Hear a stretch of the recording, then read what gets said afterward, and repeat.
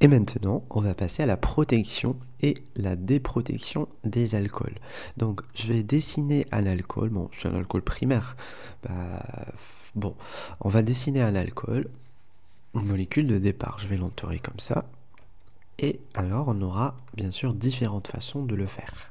Donc, je vais dessiner plein de flèches. Ok. Ok, du coup, la première chose qu'on utilise, en fait, c'est que tout le monde le connaît, la plus simple, en fait, c'est OBN. Rappelez-vous, OBN. Voilà, donc, c'est-à-dire la protection sous forme de benzène, ok? De OBN. Donc, qu'est-ce que je fais? Ben, en fait, essayez juste de réfléchir, j'ai dit OBN. BN, le O que vous voyez là, c'est ce O-là. BN, c'est le benzène. Donc, un benzène, c'est un CH2 et un cycle aromatique. Okay, donc c'est ça la molécule qu'on obtient. Donc là, on a protégé notre alcool. Donc, comment on fait ça? Ben, en fait, il faudra d'abord une base.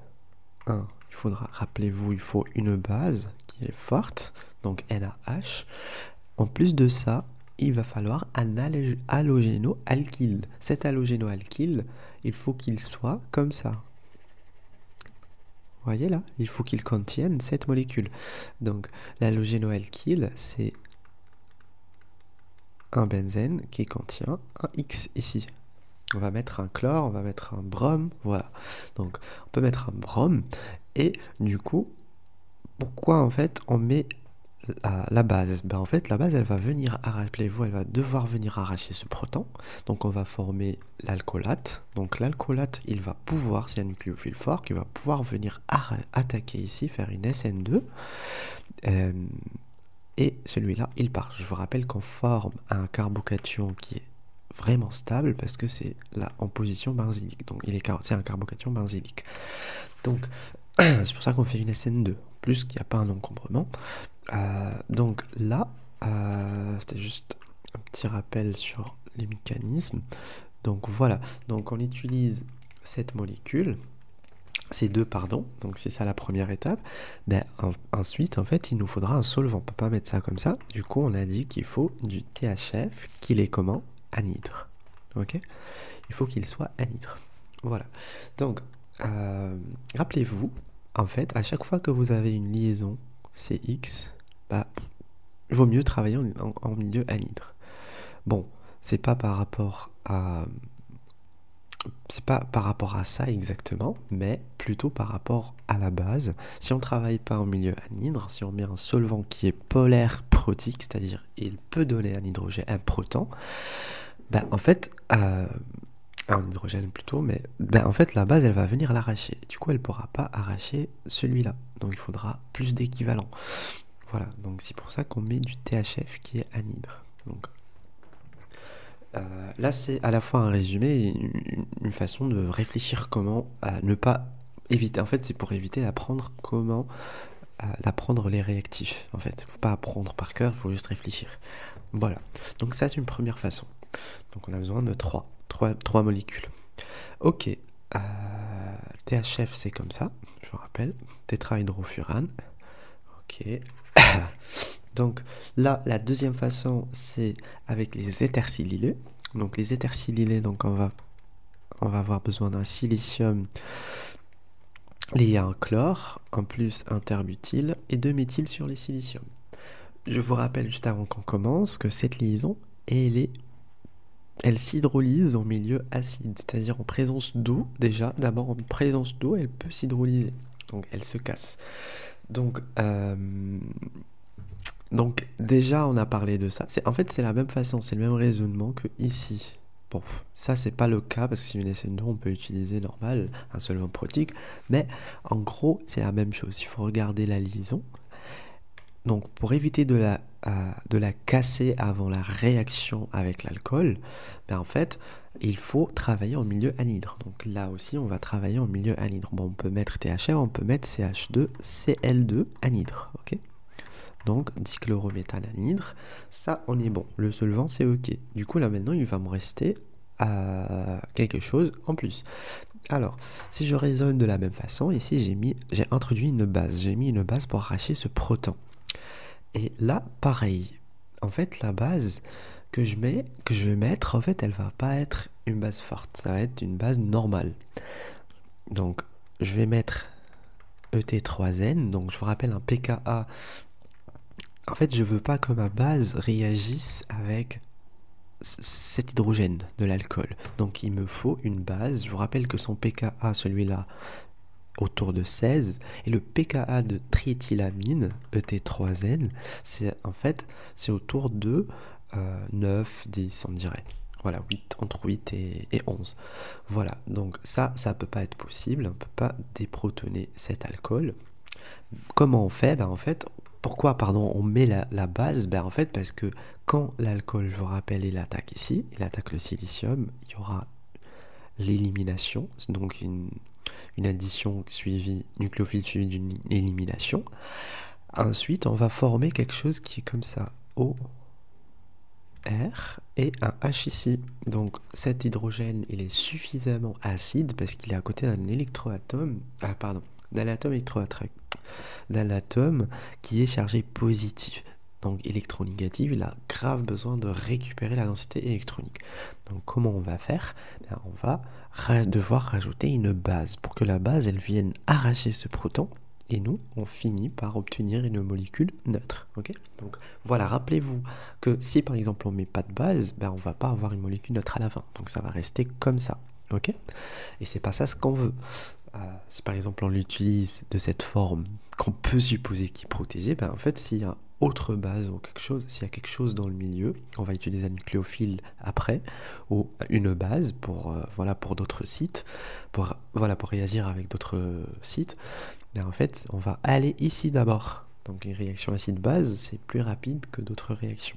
Okay, surtout sous cette forme de oxonium. Donc ici, on va former ce qu'on appelle RO avec SI, terbutyl et les deux méthylicides. Donc on a protégé l'alcool et là maintenant il est sous forme de silylique, éther silylé.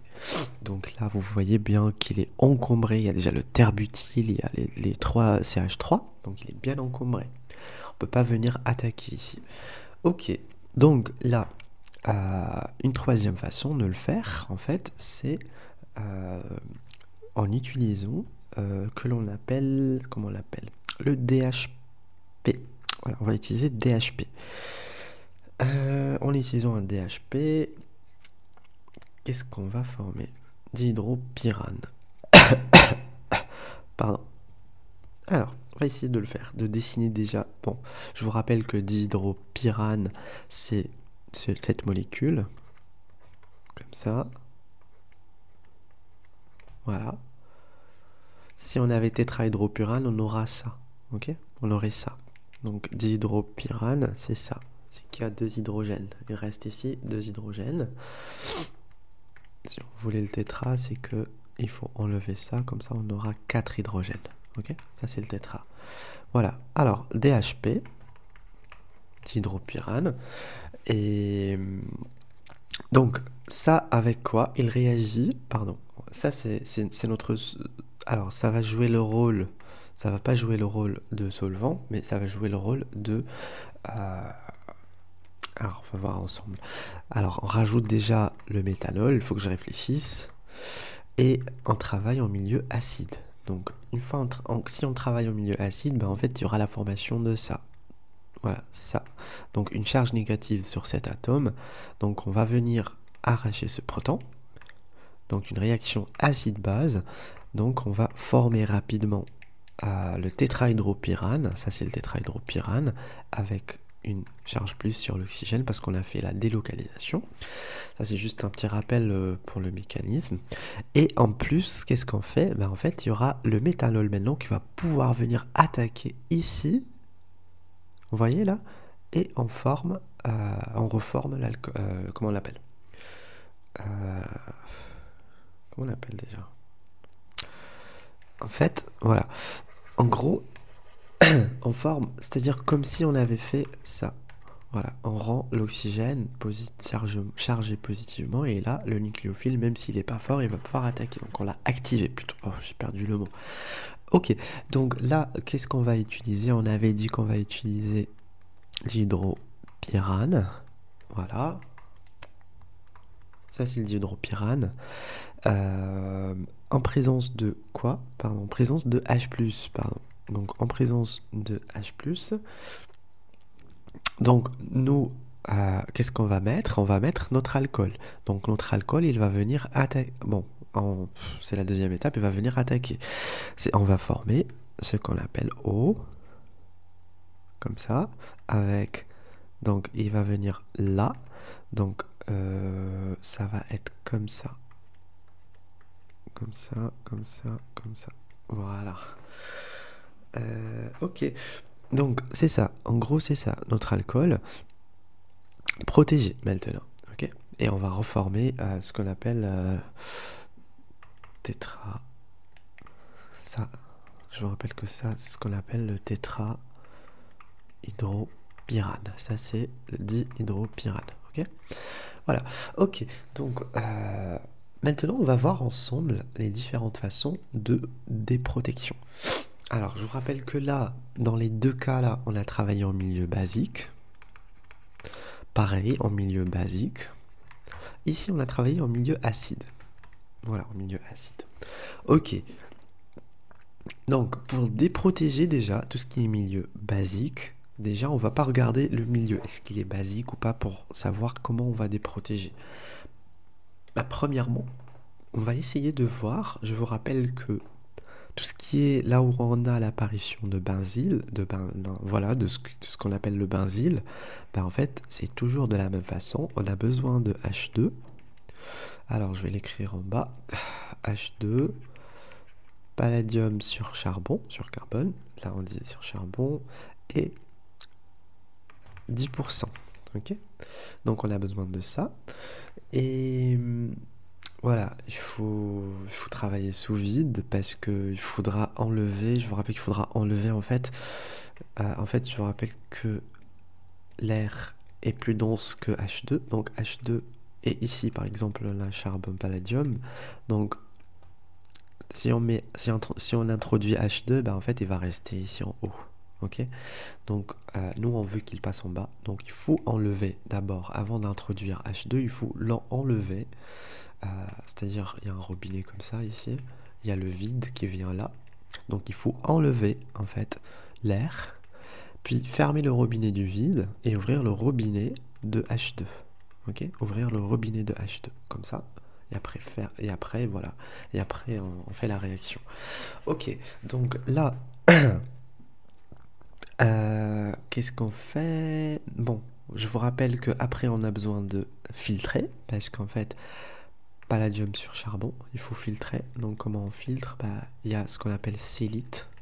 Ok, donc elle retient tout ce qui est hétéro, bah, enfin elle retient tout ce qui est voilà métal, truc comme ça, et elle laisse passer tout le reste. C'est comme quand on essaye de faire du THF anhydre et qu'on a besoin de rajouter des morceaux de sodium, et à la fin on finit par utiliser le frité là qui a la sélite, et voilà, on fait une distillation du THF. On l'obtiendra sous une forme anhydre. Ok, du coup, pour tout ce qui est benzylique, on va utiliser ça. Et on va former quoi d'autre? On va former du toluène que l'on met à l'évaporateur rotatif. Ok. Voilà, donc une troisième façon, la deuxième façon, pardon, c'était toujours au milieu basique. Comment on fait pour faire la déprotection? Donc le passage de ça à ça. Bah, en fait, il suffira juste de travailler en milieu fluor, où il y a le fluor. Donc on a besoin de F. En fait, le F, il adore le silicium. Ok, rappelez-vous, F adore silicium. Donc comment on fait? Ben, on va rajouter une source de fluor. Donc TBAF, tétrabutylammonium. Alors en fait, c'est comme ça. Tétrabutylammonium. 1, 2, 3, 4. Ça, c'est butyl. Donc butyl, butyl, butyl. Donc lui, il est chargé positivement. Et il y a le F-. Donc on a une source de F. F-. Ok. Ou bien on peut utiliser HF. Ok. HF, c'est H+, F-. Ok. c'est un acide. Donc on travaille en milieu acide, donc le F- il va venir attaquer le silicium parce qu'il l'aime. Et du coup, on va obtenir un alcoolate que, comme nous, on est en milieu acide, l'alcoolate, il va arracher un proton rapidement. Et du coup, on va reformer notre alcool de départ que vous voyez là. Ok. Voilà. Donc ça, c'est comme ça que vous réfléchissez à chaque fois. En fait, pas besoin d'apprendre. Il faut juste savoir que le silicium, il adore le fluor, donc on va rajouter du fluor dans le milieu. En fait, on va mettre HF. Voilà. Ou T-bas, on s'en fout. Ok, maintenant il nous reste celui-là. Donc celui-là, il faut quelque chose. Comment on fait? En fait, on dirait, regardez, en fait c'est presque comme un acétal. Ce qu'on a là, c'est l'acétal. On a un acétal qui est là. Il est juste un petit peu cyclique de l'autre côté. Ben, comment on a ouvert l'acétal? Déjà, c'était en milieu acide. Donc, je vais rajouter H+. Et qu'est-ce qu'il fallait faire? Rappelez-vous quand on avait ça, donc la première vidéo là, quand on avait ça, on avait besoin de quoi? On avait besoin... Ben, en fait, c'est soit on va dire que dans le mécanisme il y a de l'eau, sinon on peut rajouter directement un solvant. De l'eau, c'est comme un solvant protique, c'est comme MEOH, ok? Comme le méthanol. C'est exactement pareil, c'est juste que là on a CH3 à la place d'un hydrogène. Donc ici, moi je rajoute du méthanol. Donc le méthanol, qu'est-ce qu'il va faire? Ben, en fait, déjà d'abord, on va protoner celui-là, et le méthanol, il va venir attaquer. En fait, il va venir attaquer, et quand il attaque, ben, en fait, il attaque comme ça, et nous, on va enlever ça. Ok? Du coup, on reformera une molécule qui est comme ça, en gros. OME, voilà. Vous voyez là, on reforme une molécule comme ça. Toujours on reforme presque. Si par exemple on avait au départ un méthanol, ben en fait ce serait cool parce que ça se régénère. Ok. Donc, ok, voilà. Donc là, c'est toujours pareil. Regardez bien, si on a l'acétal, du coup on a besoin de H+. On peut mettre H2O ou bien MEOH, préférence du méthanol. Si on a un truc sous forme de OBN, c'est-à-dire benzène, donc il faut obligatoirement les déprotéger comme ça. Les benzènes, on les déprotège comme ça. C'est une réaction qui est chimiosélective, c'est-à-dire si j'avais voilà, un truc comme ça, OBN, ça c'est la même chose que ça, ok, du coup, et un acétal sous forme cyclique, et que j'utilise en fait, et que j'utilise H+, là, qu'est-ce que je vais faire? Je vais juste déprotéger celui-là, le rendre une cétone. Ok? Je vais pas déprotéger lui. Si par exemple, moi, je veux déprotéger lui, l'OBN seulement, et pas l'autre, et pas l'acétal, bah, j'utilise H2 palladium sur charbon, 10%. Et comment on fait? Ben, en fait, on va obtenir ce qu'on appelle OH. Ok? Plus du toluène qu'il faut évaporer. Voilà. Ok, maintenant, il faudra regarder la dernière avec HF. Donc, on a mis une base pour la protection et l'éthersilylé. Ah, pardon, et chlorure, voilà, SiCl. Donc, il fallait travailler en milieu anhydre parce que SiCl en présence d'H2O, en fait, il y aura une réaction et du coup, on casse cette liaison. SiCl, on la casse. C'est-à-dire, on n'a plus la molécule que vous voyez là et du coup, mon alcool, il ne va pas venir attaquer. Faire une addition nucléophile suivie d'une élimination. Ok? Voilà. Donc, nous, ce qu'on va faire, c'est qu'on va travailler en milieu anhydre. Voilà, on forme l'éthersilylé. L'éthersilylé, ben, vous voyez bien qu'il faut juste rajouter une source de fluor. Parce que le fluor, il adore le silicium. Et c'est tout. Voilà. Donc, pour l'alcool, pour les trois réactions, bah, c'est celle qu'on utilise le plus. Parfois, vous entendez parler d'une assistance nucléophilie, voilà, un assistant nucléophile. Donc, généralement, c'est quelque chose qui est comme ça, cyclique, un amine cyclique, comme, voilà, à la fois basique ou comment dire, basique et nucléophile, et du coup il peut jouer le rôle de la base et de l'acide du nucléophile. Donc il attaquera deux fois, pardon, il attaque une fois le silicium, comme ça il le rend réactif, comme ça l'alcool peut réattaquer encore une fois. ok? Donc là, comment dire? Pareil, tout ce que, juste avant que j'oublie, tout ce qui est étercilylé, euh, c'est sélectif en fait. L'ajout de HF, en fait, vous voyez que HF, c'est F-. Euh, Moi j'ai dit au milieu acide en fait, pardon. Je sais pas pourquoi j'ai dit milieu acide, c'est suffisamment basique parce que vous voyez que c'est H plus F-. Donc le H il est positif ici, ok? Donc c'est F-, il y a plein de F- dans le milieu. Euh, et en fait, ce qu'on a besoin de faire, c'est en fait, c'est une réaction chimiosélective, pardon. Là, on a l'étercilylé, on ne déprotège que l'étercilylé avec HF-. Ok? Si on avait un truc comme ça, ouf,